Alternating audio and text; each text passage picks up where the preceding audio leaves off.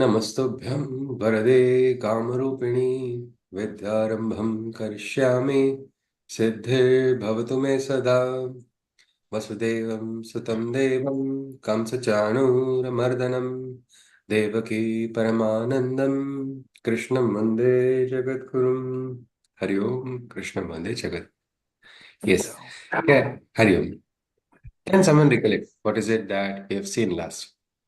Form a link and so we can continue. Yes, please. Anybody? Anything that we saw last. We were in the middle of that Ugra Vishwarupa that Krishna was displaying to Arjuna.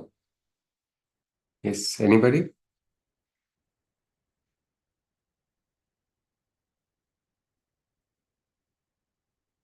Manisha ji has given us wonderful points. Manisha ji, if you want to read out the points also, you could read out, maybe in short. All of them are very exhaustive themselves. Yes, ji. Hari Om. Yes, ji. Hari Om. Namaste ji. Yes, if you want to summarize something from whatever yesterday was seen. Yeah. Yes. Arjuna was very restless because he Yes. lost his self-control, seeing the radiant form of Shri Krishna, and he was disturbed and bewildered uh, because he could see everybody. Like he was almost uh, he saw Shri Krishna's frightful face and blazing like fire, and he could see Dhritarashtra's children, Bhishma, Drona, Karna, all the principal warriors proceeding in a queue and entering into the fiery mouth of Shri Krishna. And it was just, it seemed to him like the rivers rush into the ocean. Uh, the warriors of this mortal world are being led into the flaming mouth of Shri Krishna. That is like like people enter into wrong path out of moha. Similarly, these people meet their end by entering in Sri Krishna's mouth, is what seemed to Arjuna. And also Sri Krishna was Arjuna wanted to was almost surrendering, like praying to Krishna that be kind to me and tell me who you are, and with the form so terrible, and I wish to know you and your intention. When Sri Krishna replied that I am the Kala, destroyer of the world, and I'll just destroy all that comes in the path of truth. Hence, you become my nimitta and arise and win glory and rule the kingdom. And do not fear, because uh, fight, uh, because Drona, Bhishma, Jayadratha, and Karna have already been killed by me. And then Arjuna also said that all the worlds are bowing to you, and the universe is filled with love, chanting your name and glory. So they worship you as you have created. You have created the creator of all the mortals, and also I bow and offer my salutations to you. You are the Vayu, Yama, Yagni, Varuna, the father of Brahma and the moon god. So and in case I have called you improperly and through intimacy or thoughtlessness, thinking of you to be a friend, I seek your forgiveness. And so you are the greatest teacher, worthy of adoration. Um, so he was a full Shashtang uh, Namaskar he was doing to Sri Krishna, almost scared and confused. So was the state of Arjuna. Yes, yes. Thank you very much, Manisha ji. A beautiful summary indeed. So this is what Arjuna was going through. A roller coaster of emotions. Initially, suddenly he was so feeling warm in his heart when he began to see from the mortal envelope of Krishna came the beautiful Vishwarupa. His Sarathi, it looked so peaceful, it looked so beautiful. And suddenly, just as it was going on, suddenly the calmness in his heart has changed when the outside calm is also changing. Suddenly the Rupa is becoming more and more Ugra, much more than he can bear. What peace was there inside is now suddenly turning into palpitations. His heart is like in his mouth. suddenly around him, and he's not just seeing everybody, he's seeing the entire Srishti. Imagine that vision of all his loved ones at one time. He's seeing his opponents also, he's seeing the entire world. It seems to be on fire, and it looks like he has seen Kala and Mrityu. Both are extremely powerful, and Arjuna feels he is actually pratyaksha seen death and time at in dimension which is otherwise completely beyond the mind, which cannot be fully understood. And that is, it's like what happens? Sensory overload, something like that. You say if your computer has a processor, it has this processing capacity is this much. Now Arjuna just did not change his processor only, isn't it? He only got an extra eye, but what was inside is the same. So that is finding it unbearable. This is something. This is the power of the divine. Many times people aspire to receive the force of the divine. They aspire to receive the strength of the divine. The question is that is good aspiration, right? But can you hold? Can you hold the entire strength of the divine? Ma Kali has entered into me. Some people say that. I experienced it in dhyana, in sadhana. Has really Ma Kali entered into that person? Or a small force has entered because the entire force, will it be possible to contain it? No, no, it is not. It's like in a balloon. You can keep blowing air only up to the capacity of the balloon. Beyond it, it will burst. So again, yesterday we saw one important aspect, Krishna saying, Nimitta Matra Bhava Savya Sachin, become the instrument. But we also need to learn who is the right instrument, what is, because Ravana also received strength from the divine, isn't it? In the Ramayana, he has received strength from Shiva himself. But was he a good instrument of the divine? That is a question where Ahankar came in. There's a mishram of what Ahankar also and divine strength. That is the Asuric combination. That is why Sri Aurobindo has said, give me the strength. Means he said we should have Asurasya Udyamam Shakti. There's a beautiful hymn to Durga, which Sri Aurobindo has written. He says, give the strength of the Asura, but let us also have the gunas of the Deva so we can use it for the right work. And right now, Arjuna is shaken, shaken so much that he feels, oh no.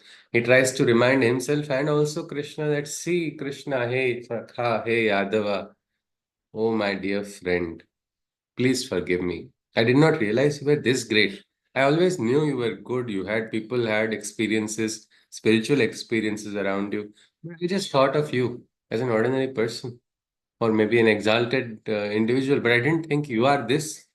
It's what they say, Tattvamasi, no? The Mahavakya in the Vedas. You are that divine. And he says, forgive me, please. He begs for forgiveness in all directions. He does a full Sachtanga Namaskar. And then in that, he also says, and I'm sorry for troubling you. Now, it's okay if you trouble once or twice, isn't it? He has been troubling all the time. He has got a, what we can say, regular history.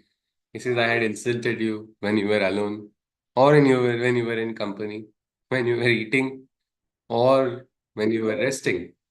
My one question is, what does this tell us about the relation between Arjuna and Krishna? Is Arjuna a bad man who is always insulting Krishna? Or what does this mean when he says that? Anybody?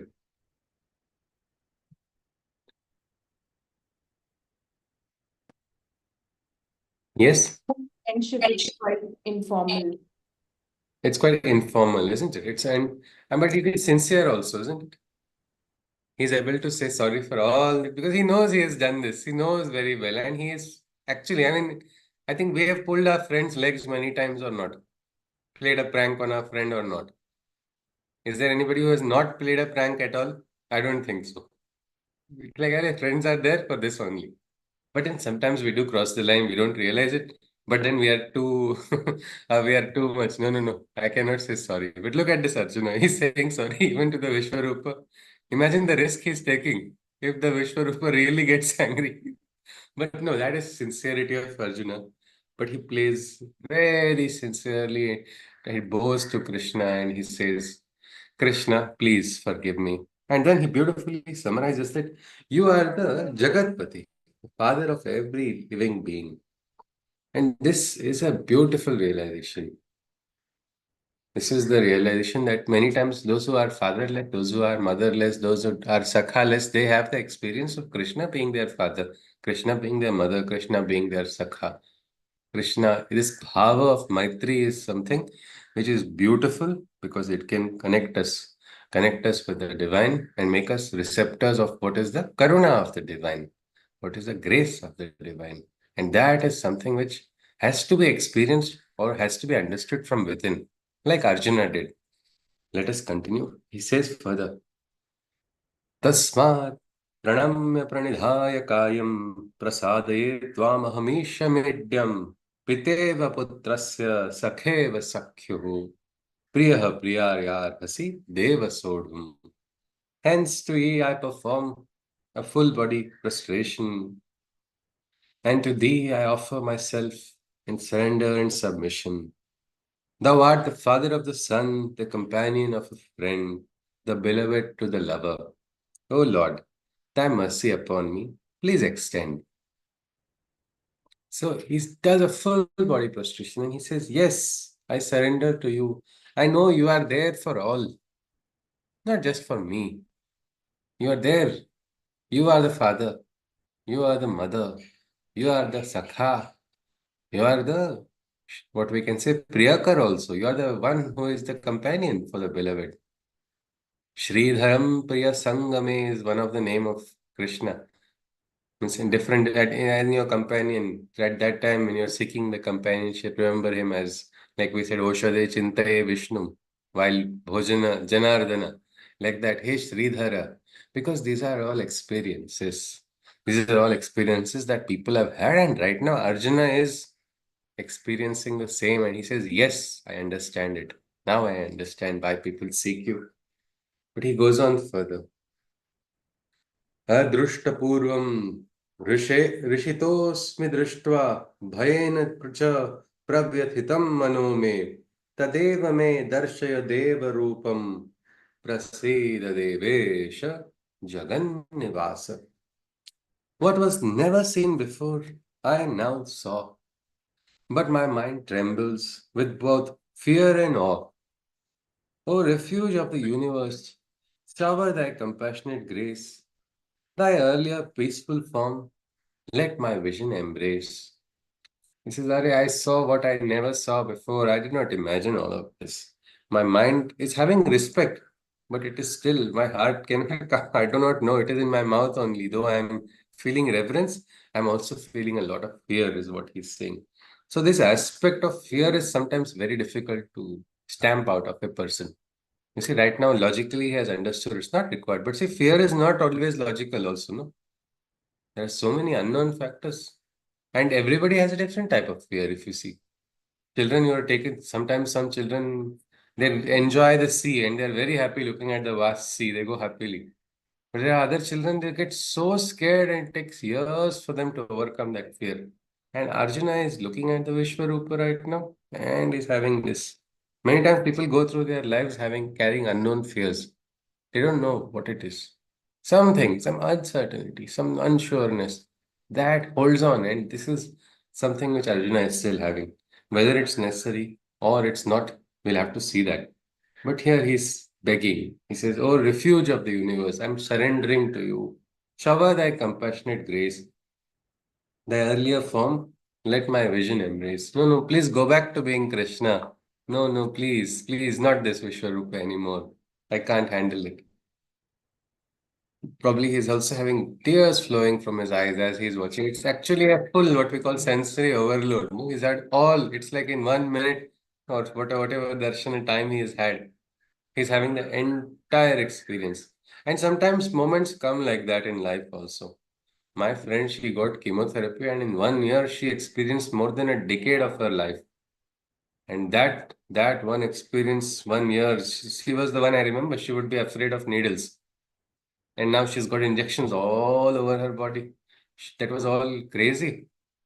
And it was like there were puncture marks everywhere. They had put some kind of some putty was there, something else. She was not able to feed. They had to feed her through tube, all of it. And but in that 1 year for her, it was a huge transformation. And in that transformation afterwards, she told me this statement which shocked me also. She said, "I'm grateful.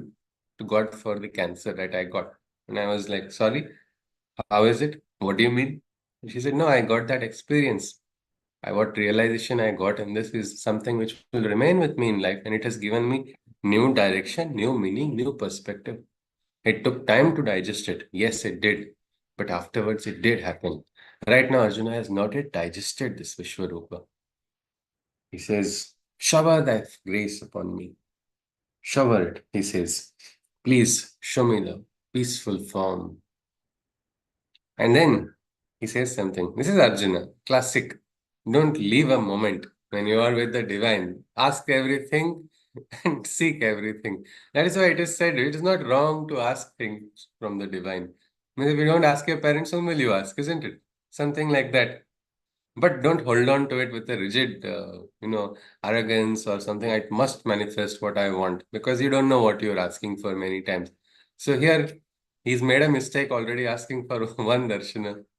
Normal people will say, okay, let's be quiet, we'll not make another mistake. But no, he says quickly, he says, Kiritinam Gadinam Chakrahastam Ichhami Tvam Drushtum Aham Tathaiva Tenaiva Rupena Chaturbhujena Sahasrabaho Bhavishwamurti.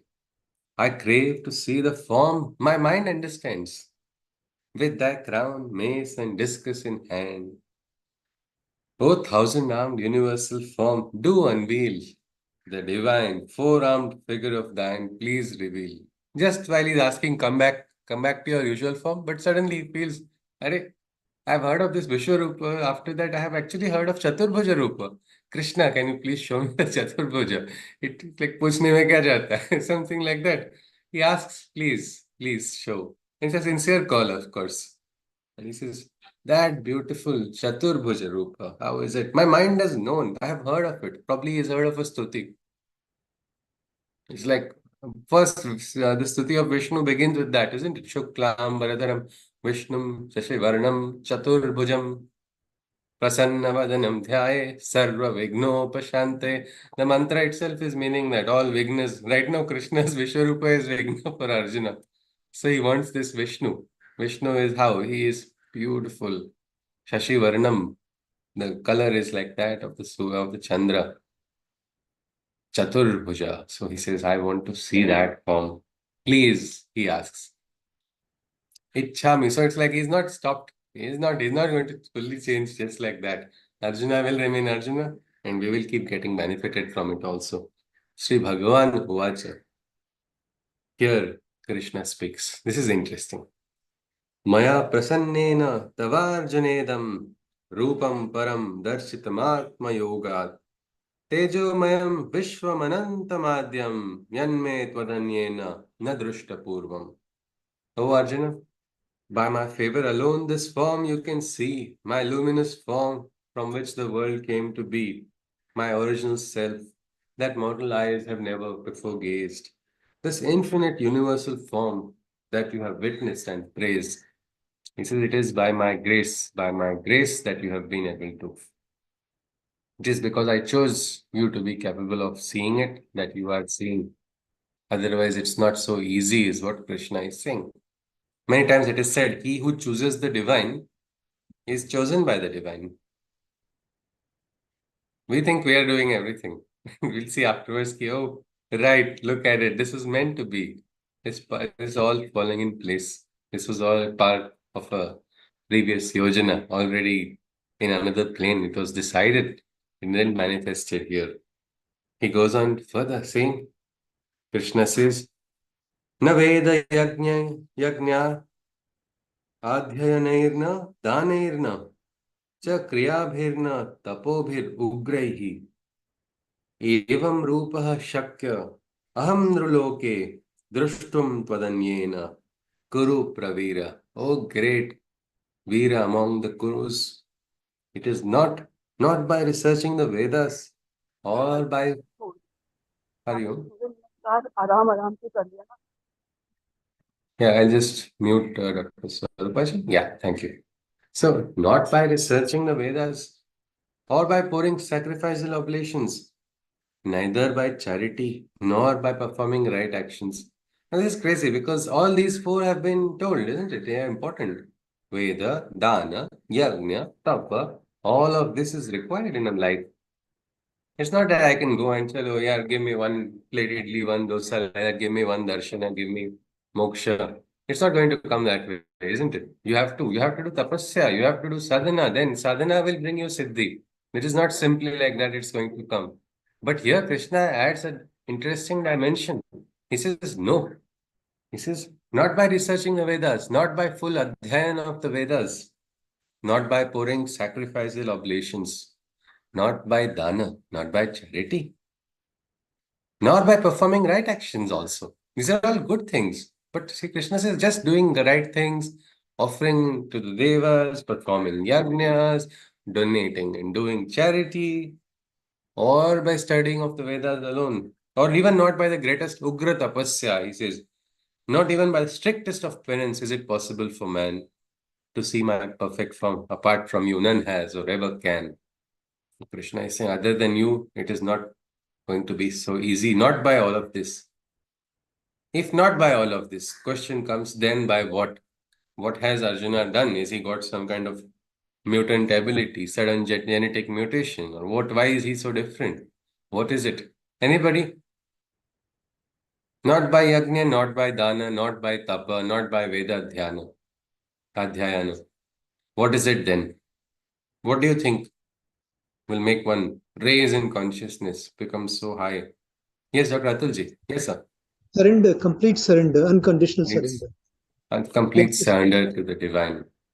Yes, that is something because Krishna says, he says, Mate vyatha macha vimudha bhavo drishtva rupam ghoram edrun mamedam vyapeta bhihi pritamanaha punastvam tadeva me rupamidam prapashya. Seeing this tremendous form of mine, you should not fret. This ignorant state of panic you must starkly reject. Cast away your fear as I show you the milder form of mine. Behold and rejoice, witnessing my other embodiment, divine. Krishna says one thing first. He says, this is out of ignorance that you are still having bhaya. We saw, isn't it? Siddha Sanghas didn't have any fear watching the Ugra Vishwarupa. It's all right. Is it an inferno? Wow, what a beautiful inferno. I'm not afraid of it because I have nothing to lose. I have no attachments. I have no insecurities. Somebody who is having nothing to lose, he has nothing to fear also, isn't it? Such a person is in that state of ananda. It is like, a bonus, whatever comes is always a gain only when you have nothing to lose. Little of little things also. You got somebody has told wrong also. Wow, wow, kya baat? At least they told something, no? This aspect is there. This aspect is there when you are completely having nothing to lose, and this is where Arjuna has to rise. Meaning Arjuna has got the darshana. You see, he has got the darshana that he wanted, the ultimate darshana also. Yet the story or the picture is not over. It is not the climax of the movie, getting a darshana only. A big part is remaining. That is why the darshana of the Vishwarupa comes right in the middle, not in the end. It's somewhere just in the 11th adhyay. You see, so many adhyayas Krishna had to first ready him to be capable of understanding it. But even after getting the darshana, that is not the final aspect of sadhana. Many people say, finally, I will see God, and then what will happen? I will bless God.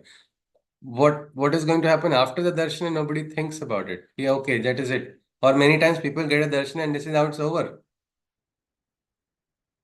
Damliji had asked, what will you do after the darshana if you get it?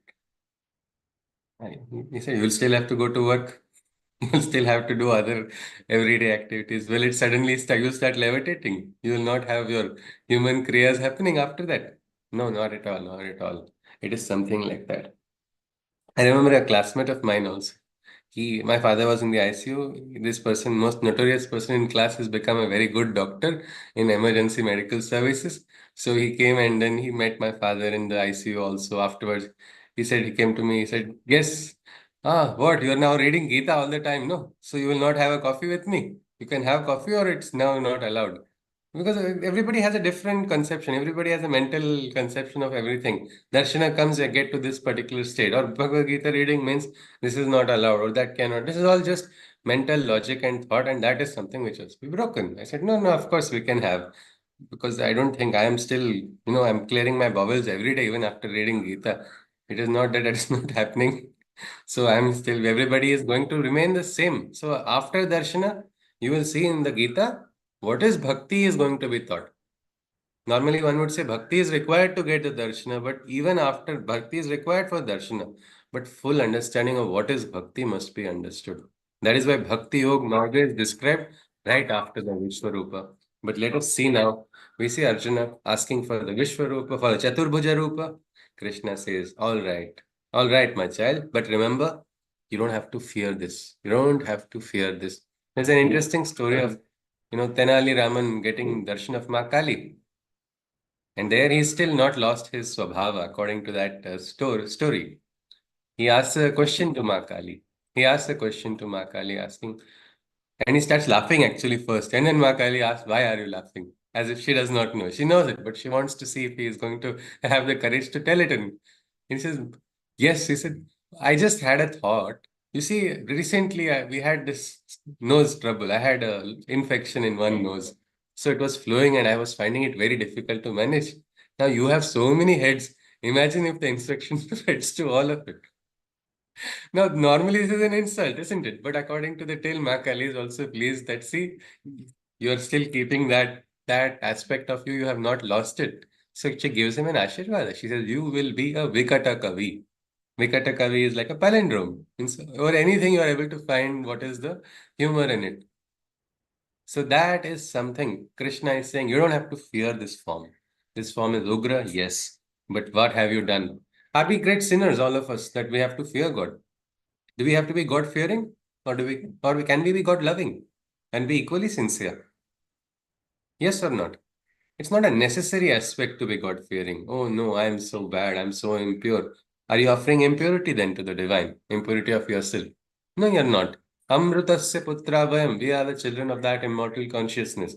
That bhava is there, then why are you afraid? Afraid of what? Afraid of death? Afraid of incapacity? Afraid of what will happen? What are all of these unknown fears that you are housing inside? Krishna, the Vishwarupa says, no, it is not required.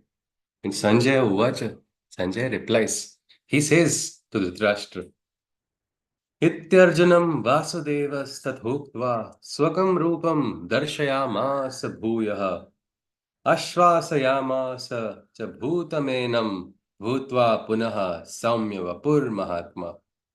Sanjay said, after saying these words to Arjuna, the four-armed manifestation was assumed by Krishna. Then, resuming his peaceful form full of love and grace, the Lord returned to console the fear-struck face. So, what Krishna did is he complied to this wish also of Arjuna. He gives the Chaturbhuja Darshana and then returns back to his usual form. He goes back to that usual form of Krishna, his Sarathi, as if coming to hug his dear beloved who is now afraid. He's only scared him. Now he's only, what we can say, taking care of him also. Arjuna speaks. Arjuna Uvacha. Društvevam manusham rupam tava saumyam janardana idanimasmi samrittaha sachetaha prakritim gataha. Seeing your four-armed form coming to the fore, an ecstatic delight overwhelms me once more. Again, Ananda is there. From fear to Ananda inside of Arjuna. Another, suddenly, it's like one moment, it is changing. It's just changing on the inside. Seeing your four-armed form coming to the fore, an ecstatic delight overwhelms me once more. Oh, so soothing, this peaceful form of yours I find. A silent sea of bliss now fills my mind. This is now I'm feeling peaceful and so peaceful that suddenly all this, the turbulent rivers merging into the ocean and all kinds of whatever experiences he had, suddenly it's like the calm ocean, what they say, Shanti Sagara, something like that. Quiet. That is how Arjuna is right now. And he says, thank you. And he's like, Sometimes words are not enough to express. They are best expressed in silence. And he's assimilating what he saw and he's trying to quietly accept it. And he says, there's no palpitation inside again. It's again quiet and peaceful. Sri Bhagavan Uvacha. Sududarsham rupam društvanasi yanmama deva apyasya rupyasya nityam darshana kankshinaha. My four-armed form that has been seen by you has been witnessed only by the rarest few, for even the demigods wonder and desire to see this avatar, whatever they aspire. So, Krishna is saying this Chaturbhuja Rupa also. It has been witnessed only by the rarest few, for even the demigods wonder and desire to see this avatar, forever they aspire. Means all the devas also, they also aspire. Means it's like a Durlabha one. Means it's like they're all the same team, of course. They're all on the same team, but it's like your team member is playing in full form. Everybody enjoys it, isn't it? The teammates also enjoy and they say, wow, this was something, this was a delight. This was a delight to experience, a delight to watch, a delight to observe. So he says, even the devas aspire to see this. Means I think Arjuna has done a lot of punya. He's got a lot of punya, isn't it? A lot of karmas. He may not be knowing what he has done probably in the previous births also. But he's been this birth at least as Arjuna, he has done a lot of work, isn't it? Lot of sadhana, lot of tapasya, and with full sincerity, as best as possible from a human, he has given it. And probably that has given him the strength, or what we can say, patrata, to receive. Means to receive also, the Adhar must be strong, it is said. The base, no, which is receiving. If we say the instrument of the divine, instrument should be strong to receive the force. Otherwise, what's going to happen? Complete short circuit. A lot of people become short circuit because Adhar is not strong. Arey, I saw Bhagavan, I saw Ishwar, and end of story of this person. He's suddenly acting in a very nonsensical manner. And then people say he's God nonsensical because he's behaving like this. No, it's not. It is the instrument who is fluctuating. Let us continue. Krishna goes on. He says, again he repeats this.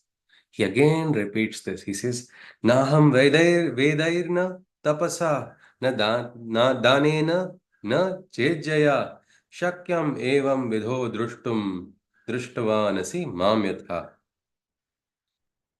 To see the form that you saw cannot be seen neither by the strictest, neither by the Vedas, nor by the penance's strictest, nor by sacrifice, nor by charities to the poorest.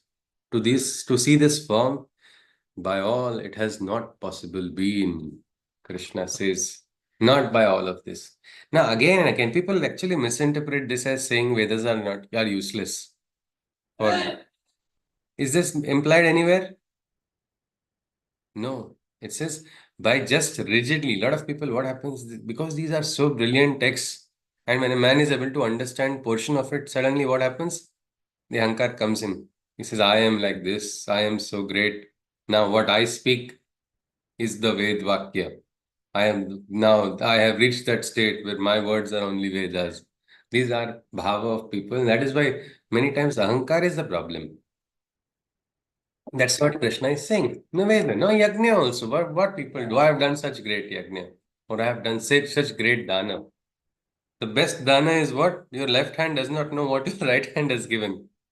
That is a dana, quietly done, secretly, silently. So na vedairna, na yajnairna, na danena. Says no, not by sacrifices also, and not by the greatest tapasyas. Because I am doing tapasya, such a great tapasya. Bhagwan Shankara or Shiva must meet his greatest bhakt. I am the greatest bhakt of Shiva. He must give his darshana to me. I have come. Nandi, who is Nandi to block me? My mark to Kailash should not be stopped. Otherwise, I will lift Kailash only. And that is how Ravana's name was born also, isn't it? Ravana, the one who cries. Why did he cry? Shiva didn't get broken from his chance, just from the tip of his finger. It's a very symbolic story also. The tip of his toe, he pushes down that Kailash Parvat, which Ravana tries to. He says, no, if Shiva is not coming to me, I will make him come. That is Ahankar, isn't it? So where is the humility? I am the greatest. Yesterday I got one message from a very dear young neighbor.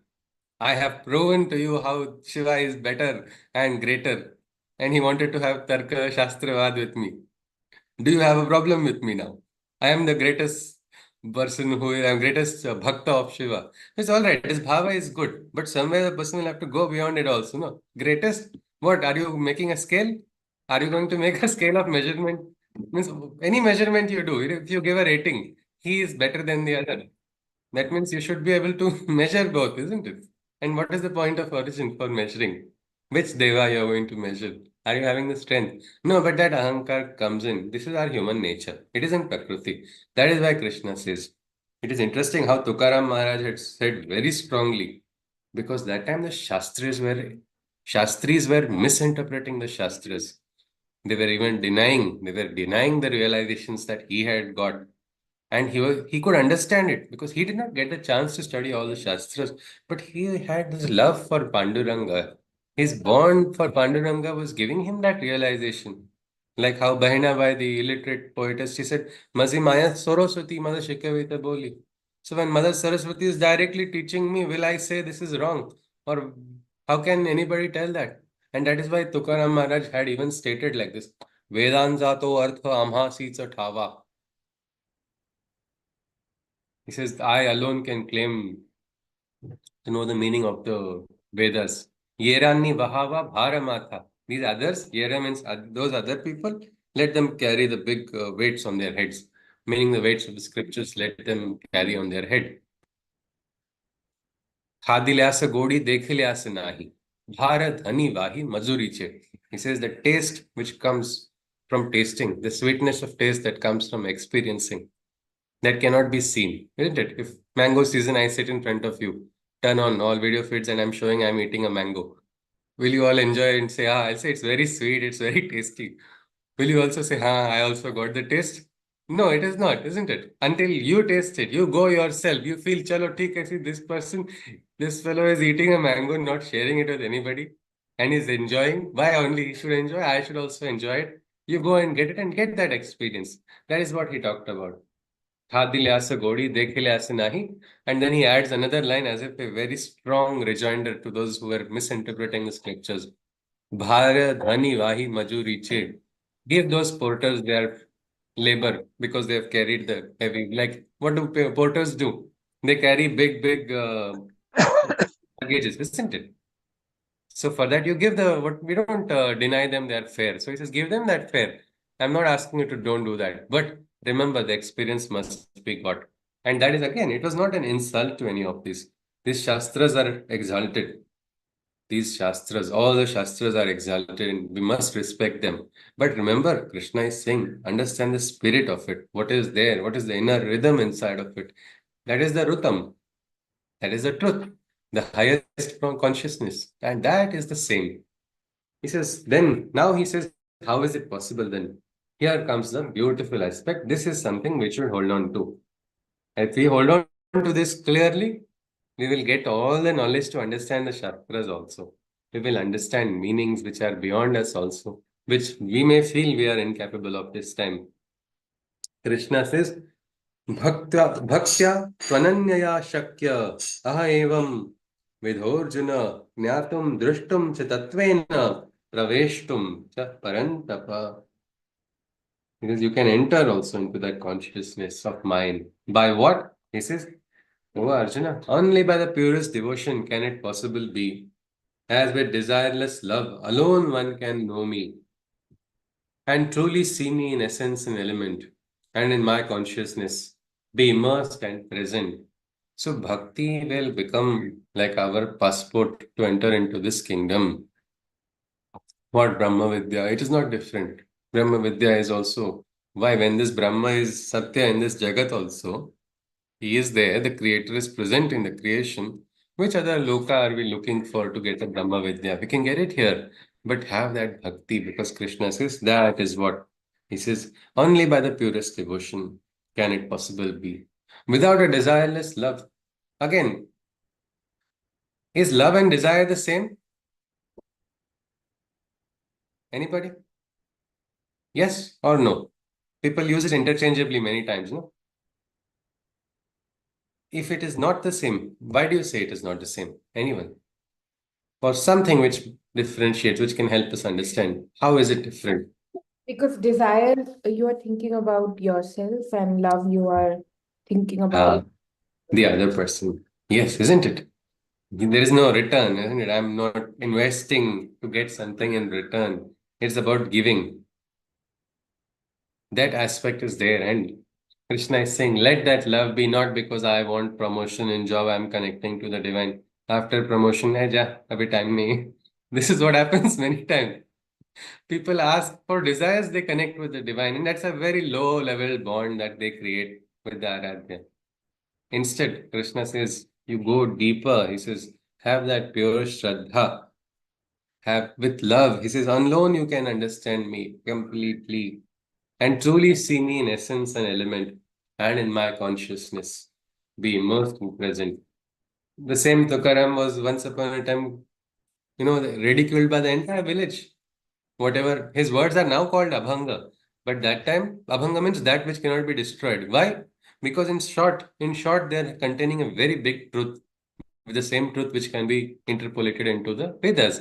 Why is it? Because he was in consciousness of the divine. He had already immersed himself. Of course, not everybody felt like it. If his own wife did not like him at all, she didn't like his Aradhya also. But that did not make a difference to him. He continued. He continued his path. He kept on going. When the entire village Shastris declared that all his writing is now hearsay, it is useless, whatever he has said, we declare that his entire works be thrown into the river. He looked at Vitala and he said, if this is your wish, I agree. I accept all his sincere, heartfelt writings of love and adoration. That also he was willing to throw. Can we call this attachment or this is real Vairagya? This is the Vairagya, isn't it? Not even, it's like I'm not taking ownership of this. This is divine's. With a very, he felt maybe I was wrong. Maybe I was wrong because God is making them, these people do it. They are also instruments, isn't it? So if this is Vitala's wish, he felt sad, he felt hurt, but he accepted it nevertheless, and he took all his work and then threw it into the river. What happened then? The village experienced a miracle. The river had pushed it back inside, back onto the shores. And then everybody said, this is Vittala's wish that these books should not be lost. And then again he started. And then when he started with the fervor, that was where he, made that dialogue also. I have experienced. I have experienced. So many such experiences he had.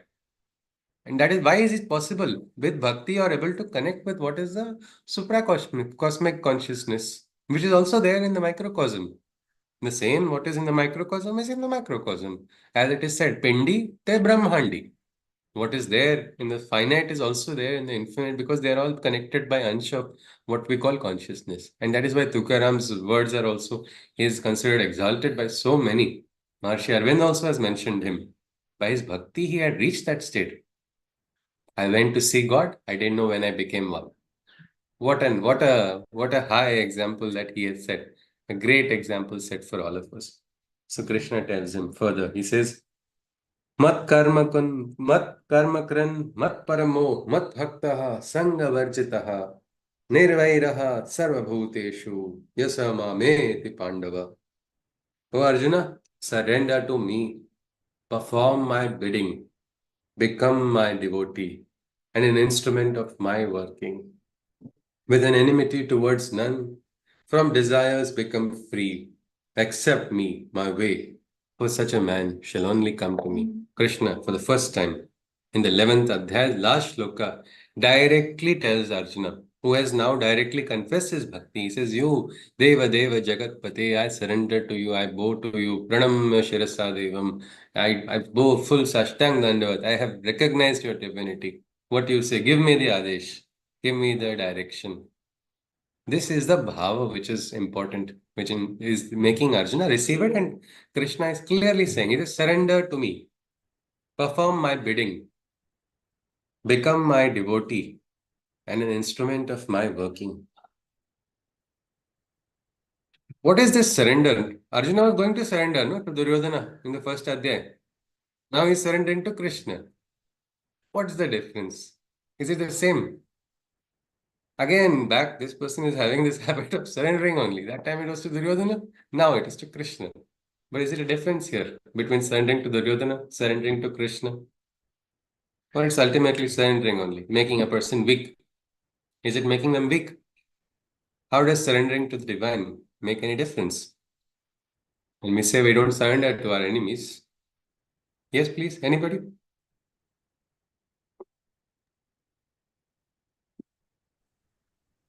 Anyone? surrendering to surrendering Yes, to divine, you have raised your level of consciousness, Ji, and Ji.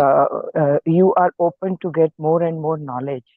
Whereas if you Yes, would have surrendered to the enemy, it would have been a wrong surrender to the wrong forces, and yes, a selfish force. So yes. this the divine is selfless. He is only going to gain out of it. Yes, yes, yes.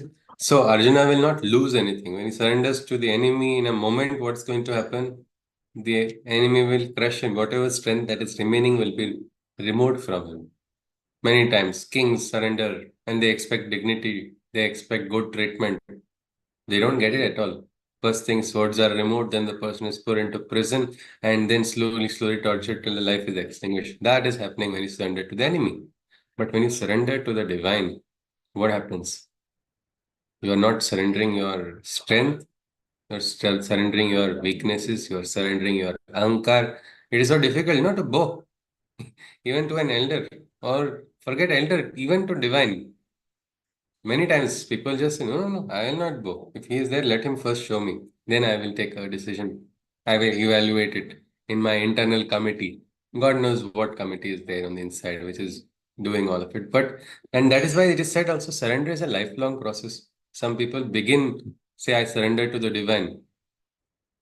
But what do they do? Ultimately, what they want to do. And then they try to say it is the divine's wish. They pass off their own wishes because surrender is incomplete. The mind has not fully understood what is the meaning of surrender. But Krishna says, become the surrender, become an instrument. I mean, become a devotee, surrender to me, and become the instrument of my working. Yesterday, somebody in the group mentioned about how Shivaji Maharaj was considered an instrument of the divine. Shiva Kalyana Raja, he was considered like direct Shiva's only Ansh has entered. Why not for those in Maharashtra? He is a Devat only. Why? What was the situation that time? It was complete tama. To dream of Swaraj at such a young age, band of young boys decide ki no, I will not allow it. And the divine, this is the Ichcha. Shri's Ichcha is what they believed. The, the dream of Swaraj. And whom did they try? Whom did they try to challenge? They tried to challenge an emperor who looked invincible at that time. At that time, it was crazy. Even dreaming of it was impossible because if you see that time, what modern day Maharashtra is, that area was just surrounded. There were the Adil Shahs, there were the Topikars, the Topikars were just entering. Of course, the Englishmen, they were called Topikars. British invasion had not yet taken place. But there were the Mughals on one side, all sides they were surrounded. Shivaji's father himself was serving him as a he had already surrendered to the opponents, and he was serving as under their means what paying tributes. At that time, for a young boy to think of challenging, how is it possible? No, but they were connected with the divine force. That is why it is recognized. They say his talwar was Mahat Bhavani's talwar, directly given to him. The goddess had presented to him. Whether it is a legend, whether it is a true, everybody believed it, even his opponents. They said he was like a ghost, he could walk through walls. Well, all of this is what we can say this is the strength of the divine which comes. The strength, the abhaya hasta of the divine, no? When it is behind your back, that time the experience is to be got. Karthik ji wants to share something. Is it? Yes, I just sir. had a question. Yes, How sir. would, in our day-to-day life, how would you differentiate between, um, like you said, sometimes we would do something on our own and do what the Attributed mind to. and attribute it to the divine force. Yes, yes, So, yes. how would you differentiate between what exactly is a divine force and Ah, what is a that, what we're yes. doing by ourselves? Gee, this is for the individual to fully understand, because from the outside, anybody can have any perspective. You do a divine work also, the person will say it is the most undivine work. But when we are looking at from the individual level, from our level, you say, what happens is, are my preferences guiding the decision? Because at every time we get the choices, there is always this, if you say Shreyas and Prayas, what is needed and what is desired. You have to choose what is needed and not what is desired. Sometimes what is not desired is needed. If you are able to take it, then you are having enough Vivek Buddhi. It is God's blessing that you are able to choose what is needed over what is desired. For that, Okay. again, what we can say, it is like it is said, it is in the calm that the divine works. So we have to be calm on the inside. Then we will understand. If we are not calm, it is like what I say is the truth. I am the dictator. Whatever I speak, that only is correct. And I will not take an opposite opinion. That is why we saw a beautiful example. This like Tukaram Maharaj's books, his writing, he was willing to throw. It's years and years of sadhana, isn't it? And it's not a selfish work what he was doing. He was connected. He was connected with the divine as he created all of it. But when the situation, it is like he didn't get angry, start cursing the God, or he didn't curse the entire humanity, or how he has been wrong. He just looked at it and said, oh, this is sad. What is this? God wants this? Then I accept it, even if it is not something he likes. It's like he's losing a lot, no? His entire sadhana, for him, that was the only happiest moment. His job, he was not interested in at all. That's why his wife was very angry with him. He was not caring about anything except Panduranga, and now his own, it's like suddenly Superman has met his kryptonite, all energy drained. But that time also he's able to smile. That time also he's able to find the light.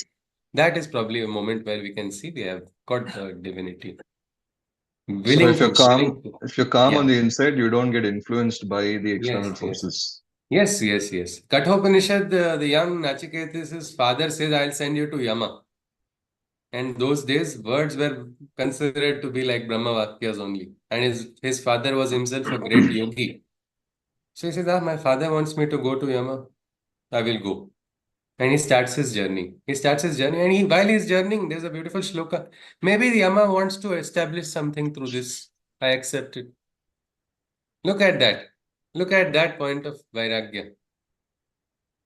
Means what is Shreyas, what is right, what is needed. That is always important. In practical, if you are able to see, if you are frustrated in your, can you say it is divine experience?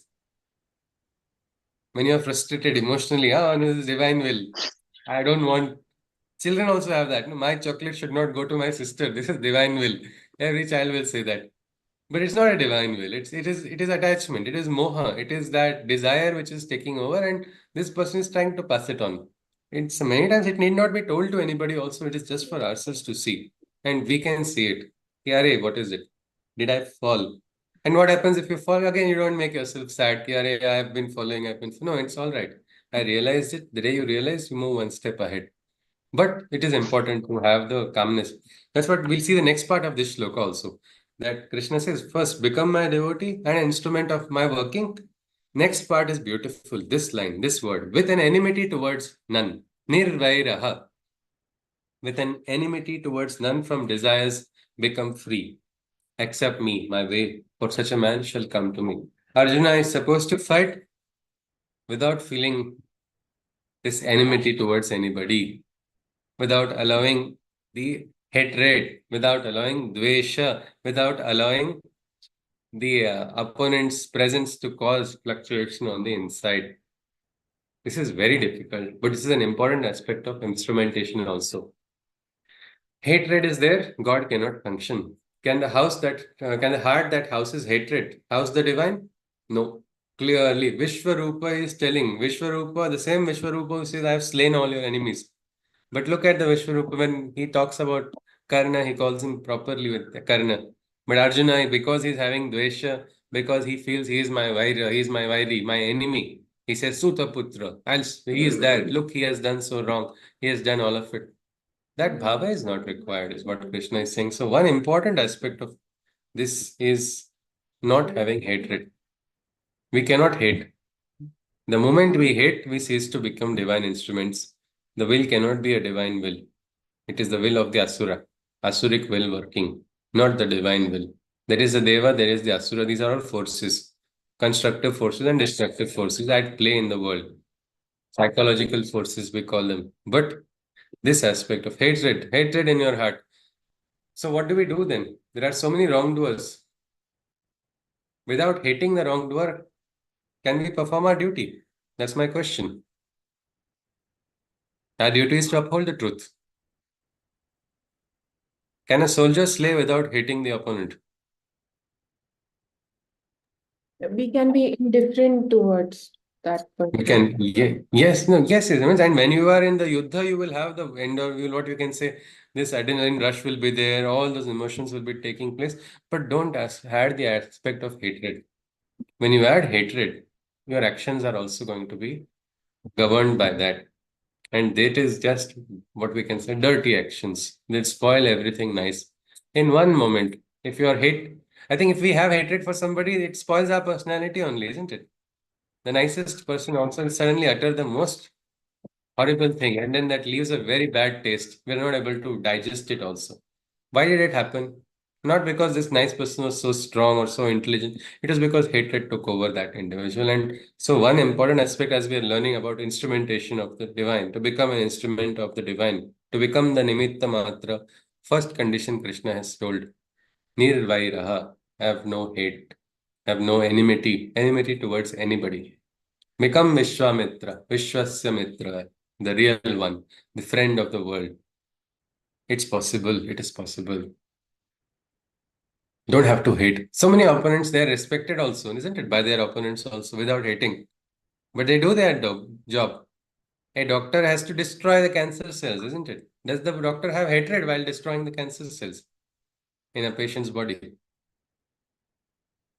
No, but you're not supposed to immediately embrace your karma, your dharma, your paristhiti, all these things cannot be forgotten. But while upholding it, because what will happen then? You become an instrument of not divine, but the instrument of the Danava, instrument of hate. Politicians are very good in utilizing this.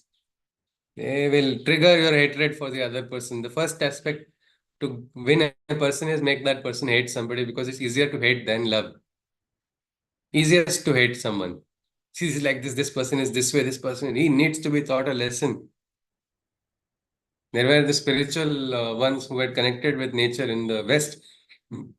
But then those who had a monopoly over the religions, they felt this is not right. My satta or my power is reducing. So they started saying these women, especially in the Europe, it was there. These women are witches. And so they started burning them. Yeah, they are doing witchcraft. They are doing all of this. Why? No, they were in living. They were actually, they would go to the forest like we have Ayurveda, no? In our Shastra. Each country has a traditional medicine system which was from ancient times. So a simple woman who had had a, direct view of, higher view of things, who went to collect certain herbs and all, they were branded as witches and burnt because hatred is very easy to, it easily coalesces and people quickly join that. That is why Duryodhana's side, you see, how many people more? So many lakh soldiers more on Duryodhana's side, though he's on the wrong side, than on the Pandavas' side. So one thing is, if divine will has to work, with hatred it cannot work. So hatred must be thrown away is one thing which Krishna has finally told. And interestingly, with this, we are ready to enter into the most beautiful chapter, which is the Marga on Bhakti. Of course, most beautiful means every chapter is beautiful in different context. You ask me, otherwise you will find me only saying this is most beautiful shloka. I tell that to so many shlokas.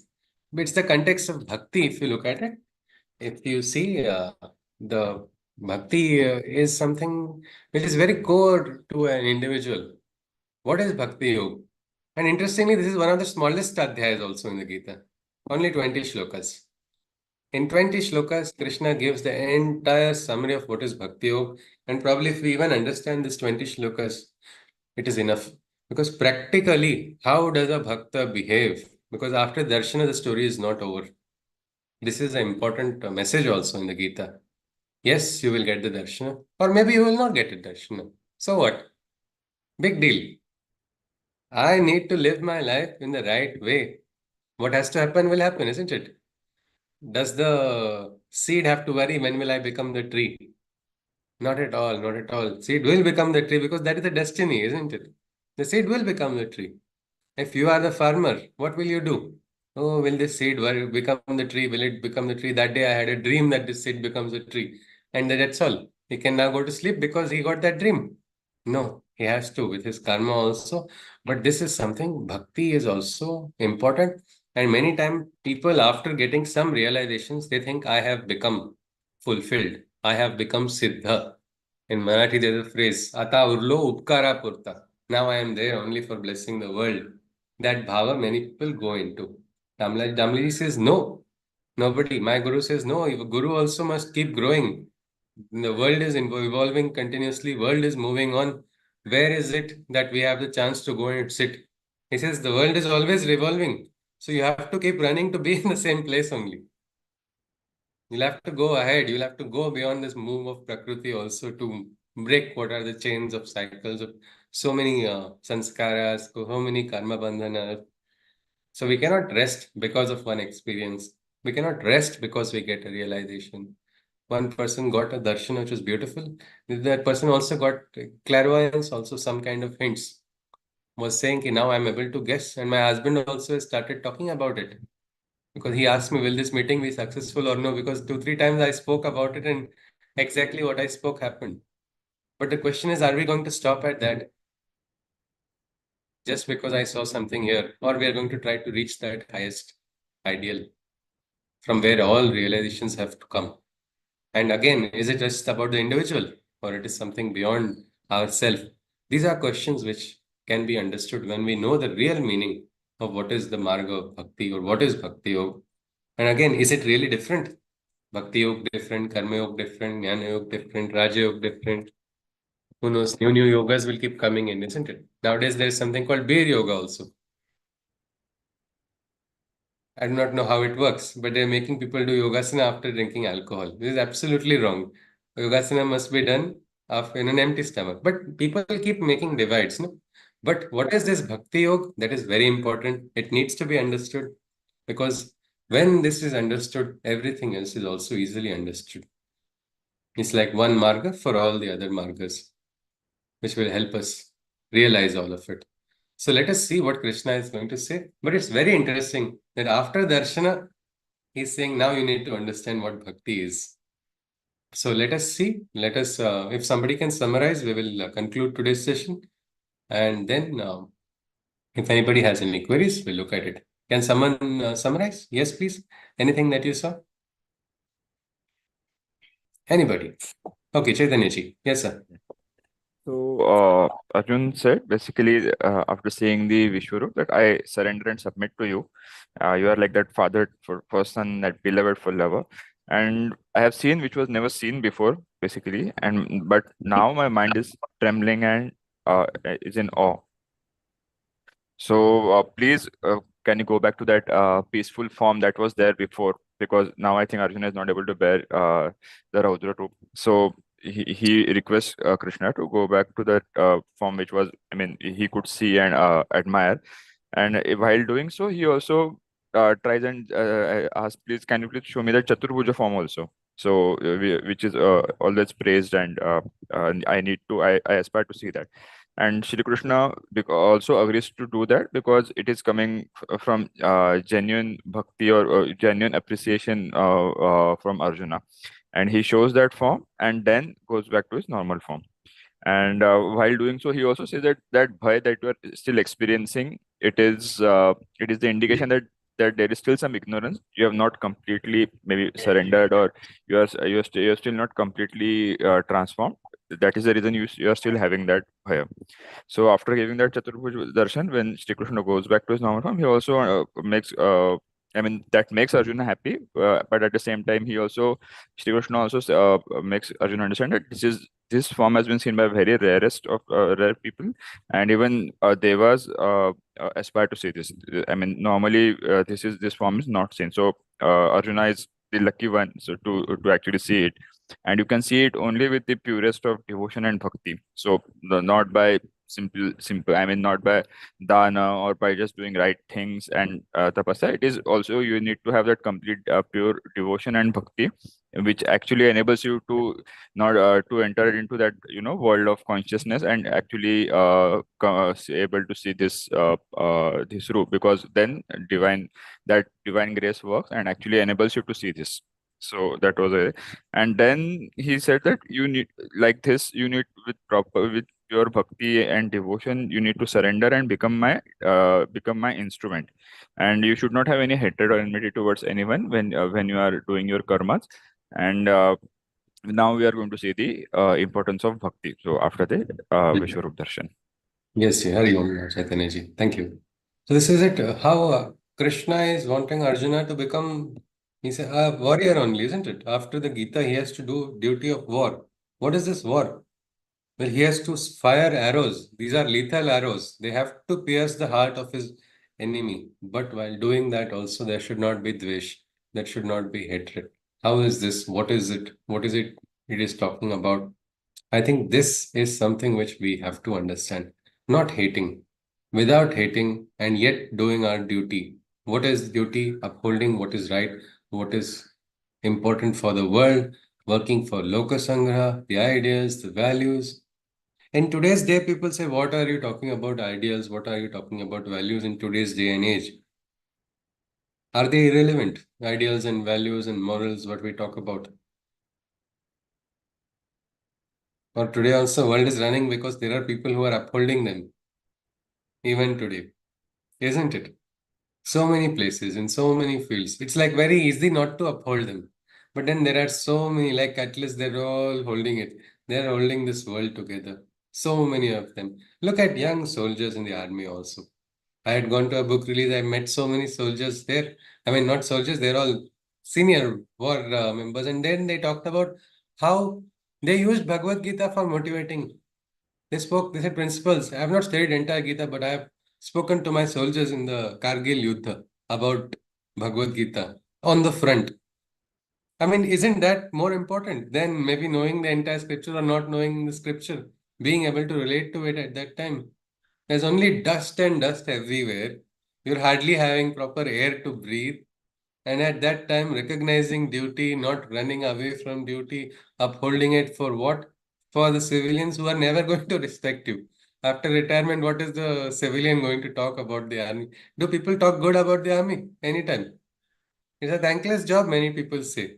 You serve dedicatedly, you serve sincerely. But no, it is not like that. They do it because they are conscious of their duty.